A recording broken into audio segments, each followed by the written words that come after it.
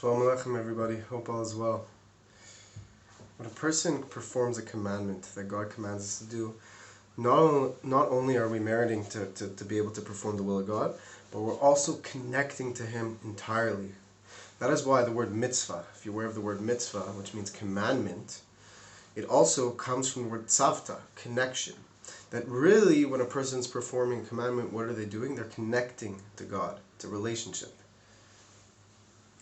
Judaism is not just a religion, but really it's a relationship that it gives us the ability to connect to God in a personal way. And this is a very important idea. For this allows us to serve God in a much more wholehearted way when we realize that we're not just performing actions, but really our actions are having an effect on the world at large. And this is something that could change our entire consciousness in order to allow us to serve God with joy and with excitement and with a sense of urgency. Our sages teach us, and not only our sages, this is rooted from since God gave the Torah to Moses, Sinai, that when a person learns Torah, when a person does a commandment, when a person connects to God, they are drawing down the infinite divine light into the world.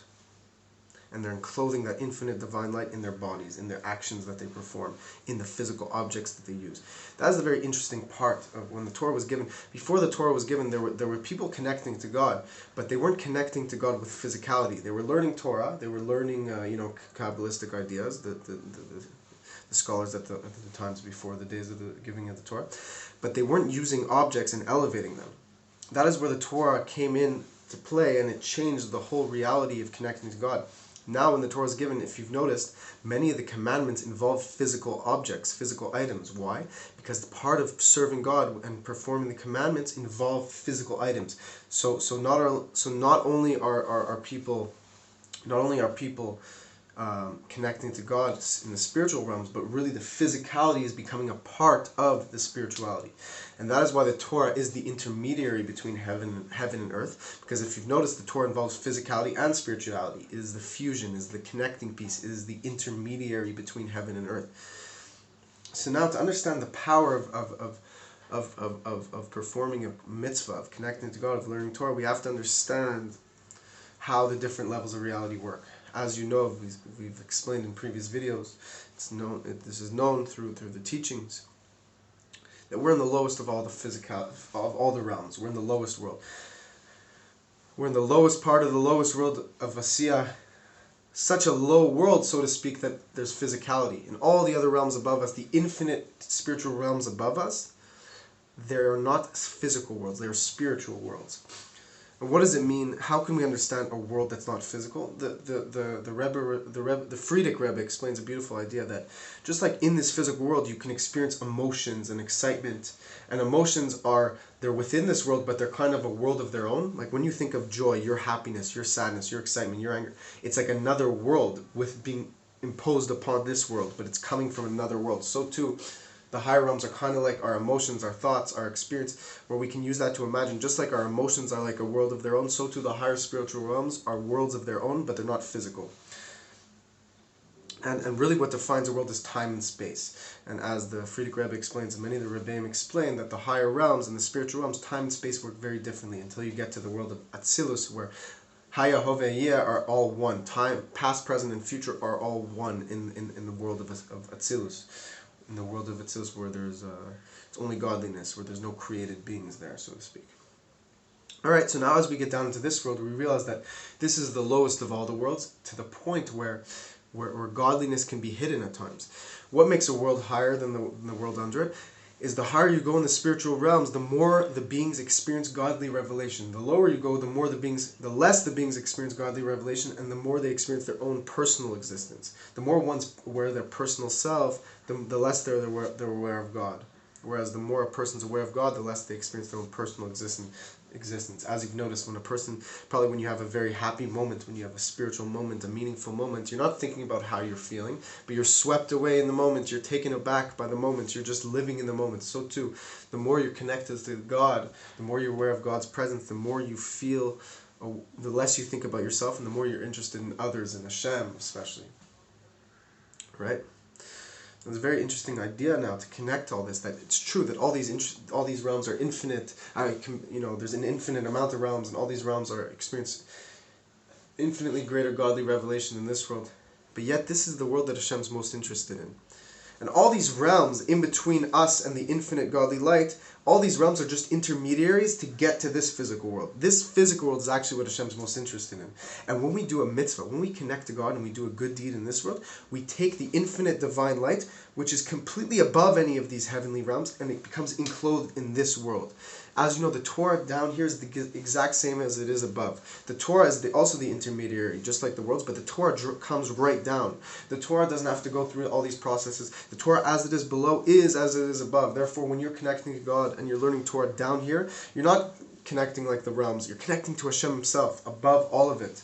And that is why in the days of Moshiach, in the days of the resurrection of the dead, the godly revelation that will be in this world will be far greater than any of these heavenly spheres.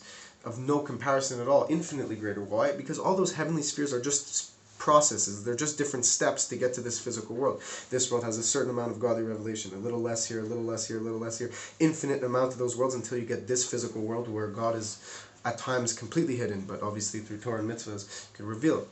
But that is actually what Hashem's most interested in. The fact that Hashem is hidden at first glance in this world, that sets the stage for us to perform mitzvahs and to connect to Him and to reveal Him.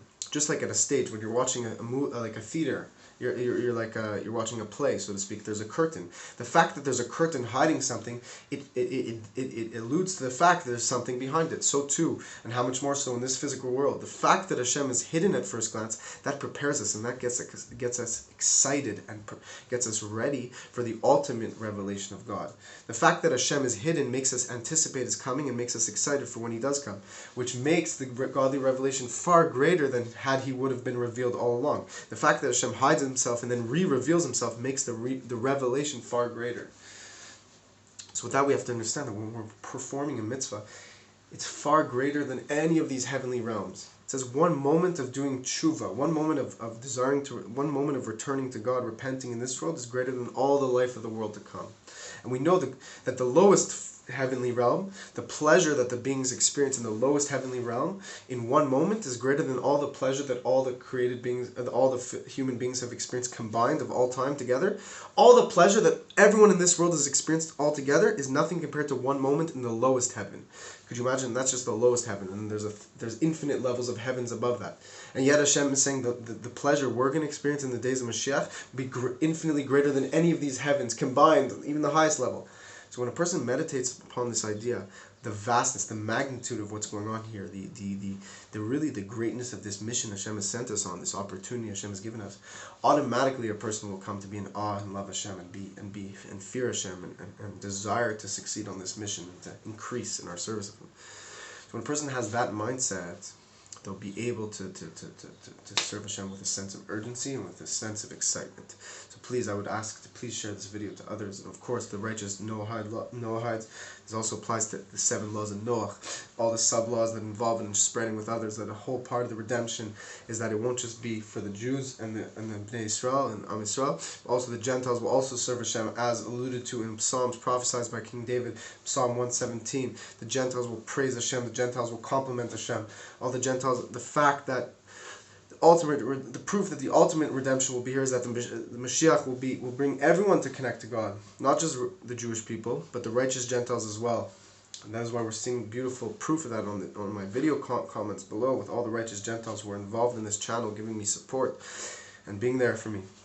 So Hashem bless all of us, bless you all, to continue and to increase in your service of God with clarity, with excitement, with greatness, with truth.